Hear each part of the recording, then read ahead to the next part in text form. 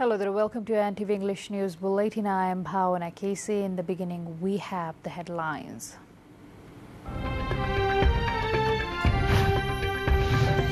Meet of the House of Representatives underway. MPs putting forth their views on various matters of public concern. Ruling Congress's Central Committee meet being held today to review results of local election and issues of the sister organizations. Sri Lanka's Untitled President Rajapaksa confirms his resignation. Prime Minister also to step down. Speaker likely to take over as temporary president. Nepal to play Namibia in the first match of the fresh CWC League 2 series today. European conditions concern for batters. And top-seeded Novak Djokovic claims his 7th Wimbledon Open title, defeats Nick Kyrgios 3-1.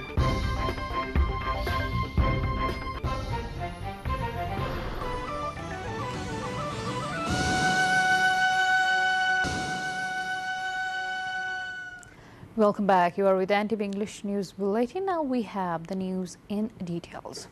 The meeting of the House of Representatives is underway. Parliamentarians now are putting forth their views on matters of various public concerns in the zero-hour session of the lower house. As per the agenda unveiled by the Parliament Secretariat, Home Minister Balkrishna Khad has a possible agenda to table, discuss and pass the Nepal Police and State Police Operation, Supervision and Coordination First Amendment Bill 2079 BS with the report of the State Management and Good Governance Committee. In today's meeting of the House of Representatives, Minister for Health and Population Bhavani Prasad Khapung will propose a clause-wise discussion on the Medicines Third Amendment Bill 2079 BS in the Parliament. Meanwhile, 63 bills are stalled in the ongoing session of the Federal Parliament from being moved forward. That consists 47 bills in the House of Representatives and 16 bills in the National Assembly. The Central Committee meeting of the ruling Nepali Congress is beginning today. The meet is slated to begin at the party headquarters at 1 p.m. is scheduled to review the results of the recent local elections and the issues of the sister organizations. Earlier, the meeting of the Nepali Congress's office bearers has finalized the agenda for the upcoming Central Committee meeting. Spokesperson Dr. Prakash Saramohat said the meeting also discussed strengthening the five-party alliance in the upcoming province and the federal elections. The Central Committee meet today is expected to discuss the works of the government led by the party itself. Today marks the World Population Day, the day seeks to focus on the urgency and importance of the population issues. The global population is projected to reach 8 billion on November 15, 2022, according to World Population Prospects 2022 released by the United Nations Department of Economic and Social Affairs. Half of the 8 billion added to the world population is a result of Asia's demographic expansion. 10 countries contributed to more than half of population growth, leading from the 7 to 8 billion. India was by far the largest contributor, followed by China and Nigeria. In many developing countries, the share of population at working ages between 25 to 64 years has been increasing. Well, with this update, time to go for a short break, but still to come we have.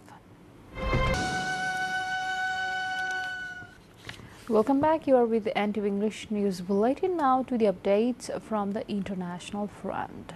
Sri Lanka's embattled President Gotabaya Rajapaksa has confirmed his resignation, says the Prime Minister's office, after protesters stormed both leaders' official residences. Demonstrators are still occupying the presidential palace and the prime ministerial residence and have refused to leave until the leaders step down. The Parliament Speaker said on Saturday that the president would resign on 13 July, but many protesters were strongly skeptical of the announcement. On Monday, Prime Minister Ranil Wickremesinghe's office said in a statement that it had been officially informed by Rajapaksa that he would step down on Wednesday. Wickremesinghe had earlier said that he would step down from his position. If both President and Prime Minister resign, Speaker Mahinda Yaba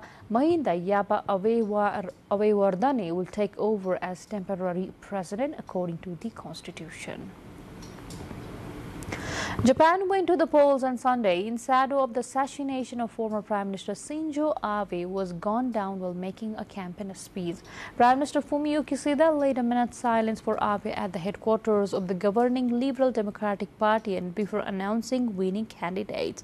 Exit polls for the election for the parliament's upper house showed Abe's governing party certain to win a major victory, possibly propelled by what is seen as a wave of sympathy votes in a country still reeling from the shock of the Friday's brazen shooting. Australian Prime Minister Anthony Albanese said that new government is determined to put the country's relationship with Pacific Island nations back on track following China's security pact signing with the Solomon Islands earlier this year. Albanese and New Zealand Prime Minister Jacinda Ardern will attend the Pacific Islands Forum in Fiji later this week. Albanese told reporters in Canberra that Australia had dropped the ball in the Pacific. Albanese and Ardern agreed recently that the security implication of China's growing influence in the region must be discussed at the summit of Western Pacific leaders in Suva, Fiji's capital.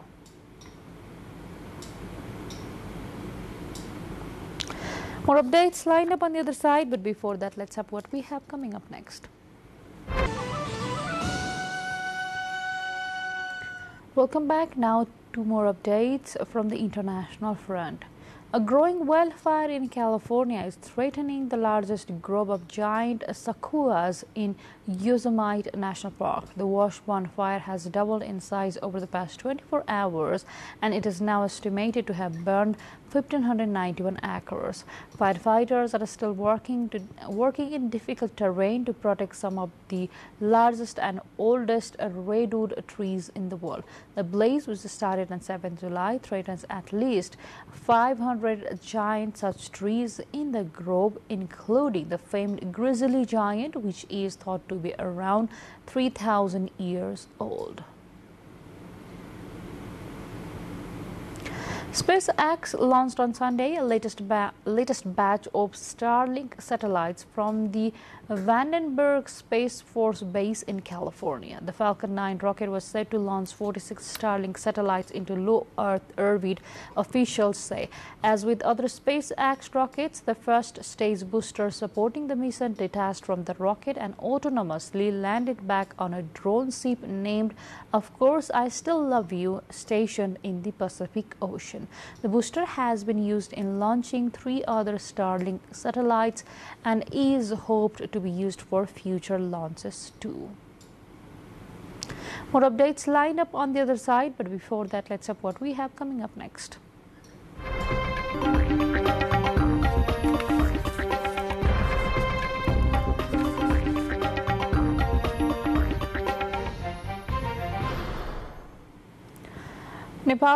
Nepal now to sports.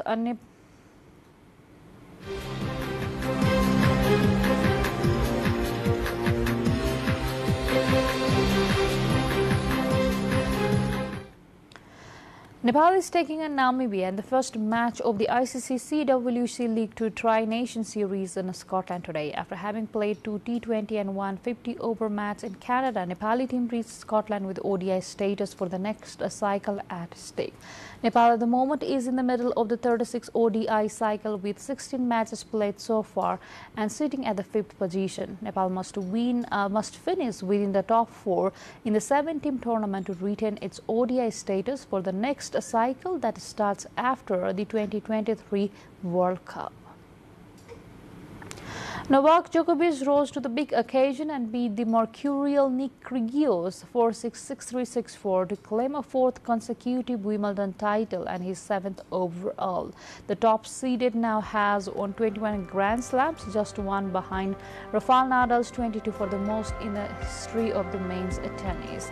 In the first set, the unseeded Kyrgios led his tennis to the talking, breaking a 3-2 lead and going on to serve it out with an ace. Djokovic broke to lead 3-1 in the second set. Then Kyrgios got to love 40, a trio of breakback points with the Serbian serving at 5-3, but Djokovic held and leveled at 1 set all. you know, every single time it gets more and more. Well, with this update, we come to the end of this English News Bulletin. But before we say goodbye, let's have a quick reminder of the major stories.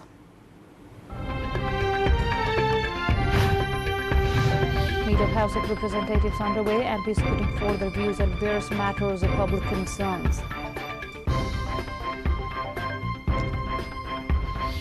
Ruling Congress's Central Committee meeting being held today to review results of local elections and issues of sister organizations. Sri Lanka's embattled president confirms his resignation. Prime Minister also to step down. Speaker likely to take over as temporary president. Nepal to play Namibia in the first match of the fresh CWC League 2 series. Today, European condition concern for the batters. And top seeded Novak Djokovic claims his 7th Wimbledon Open title and defeats Nick Kyrgios 3-1.